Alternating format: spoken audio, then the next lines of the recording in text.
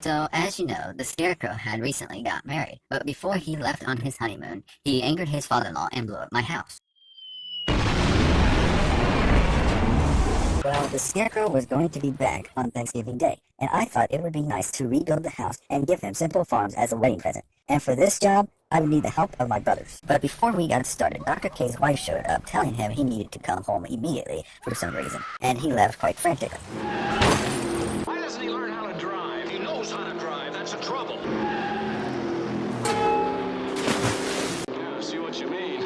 Well, getting wet forced me to have to change into some of the Scarecrow's clothes. Unfortunately, the Scarecrow's father-in-law found where we lived. Seeing me in that get-up made him think that I was the Scarecrow. So it goes without saying, he wasn't very helpful in getting the house fixed. You might say his help was unbearable. Excuse me.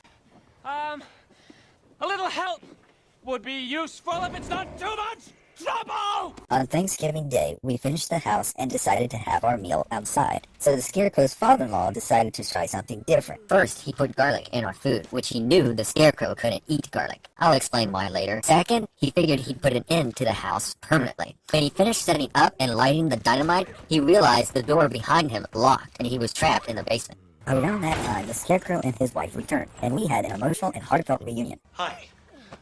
Hello.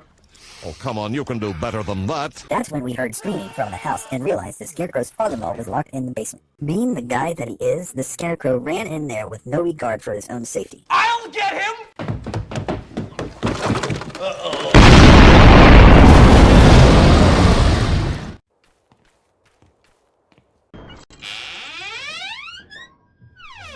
Well, at least nobody was hurt. Well, it goes without saying that the Scarecrow's father-in-law gained new respect for the Scarecrow, and was thankful he married his daughter. And we all had a very pleasant Thanksgiving together. And that's what it's all about, being thankful for what we have. Even if we think it's not ideal, or there's something better, everything that God gives us is for our own good. Yep, everything went pretty good this Thanksgiving. Oh wait, I forgot about something. There must have been garlic in the guacamole. Oh no! Isn't that deadly for you? No. It's just garlic intolerant. Are you okay? That's why he can't have garlic. And let's face it, we all feel that way after the Thanksgiving meal.